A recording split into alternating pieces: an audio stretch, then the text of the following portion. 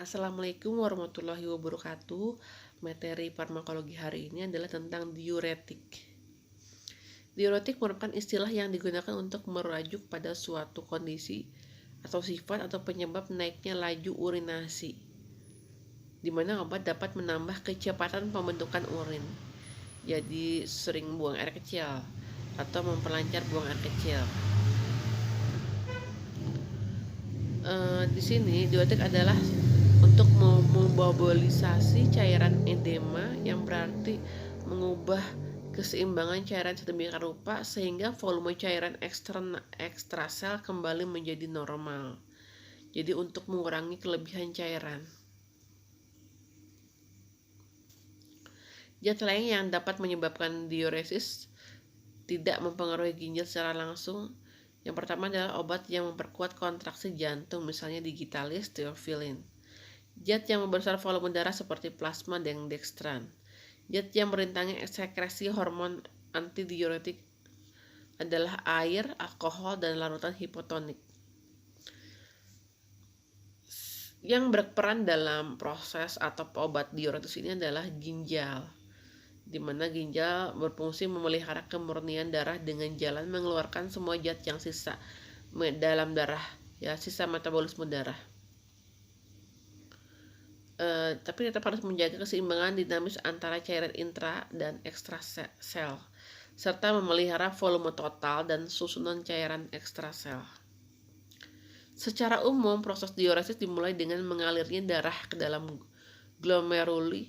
Dinding glomeruli inilah yang bekerja sebagai saringan halus yang secara pasif dapat dilintasi air.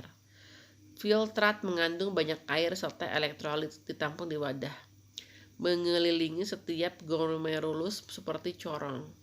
Di sini terjadi penarikan kembali secara aktif dari air dan komponen yang sangat penting bagi tubuh seperti glukosa, garam-garam, dan ion yang lainnya.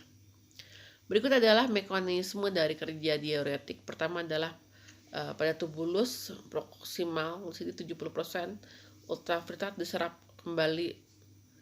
Yang kedua adalah lengkungan Henle, di sini 20% ion Cl diangkut secara aktif ke dalam sel tubuli dan disusul kembali oleh pasif oleh ion Na.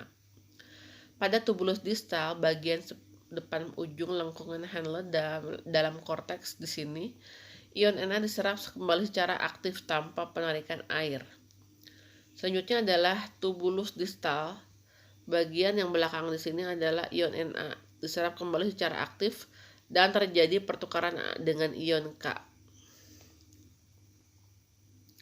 Penggolongan diuretik pertama adalah berdaya kerja kuat, diurelop, misalnya furosemid, bumetadin, asam etakrinat.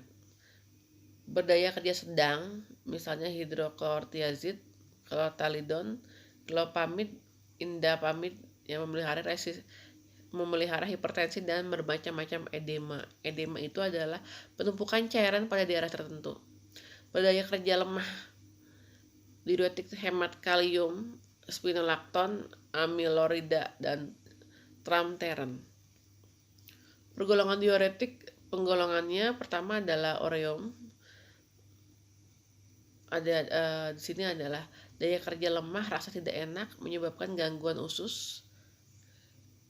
Ya, mentol dan sorbitul hanya dapat digunakan secara parenteral. Penggunaan kelompok diuretik ini sudah jarang digunakan karena penggunaan furosemid ini juga sering membahayakan karena terlalu sering buang air kecil, jadi kekurangan cairan. Tentang karbohidrasi, atejolamida dan diklofenamida bekerja dengan merintangi enzim karboksihidrase di sel-sel tubuli sehingga ion-ion diekskresikan bersama air. Berikut adalah penggunaan diuretik untuk edema. Edema itu penumpukan cairan pada daerah tertentu. Selanjutnya adalah hipertensi, diabetes, dan batu ginjal. Efek samping dari diuretik ini adalah hipokalemia, kekurangan kalemia, hiperurisemia, ya, karena sering buang air kecil, ya, jadi cairan urin atau cairan tubuh berkurang. Hiperlipidemia, kelebihan lipid. hipoatremia dan alkalosis ya, terlalu banyak terlalu banyak asam ya. Gangguan lain adalah lambung, usus, mual, muntah, diare, rasa letih, dan nyeri kepala dan pusing. Itu merupakan materi kita hari ini. Assalamualaikum warahmatullahi wabarakatuh.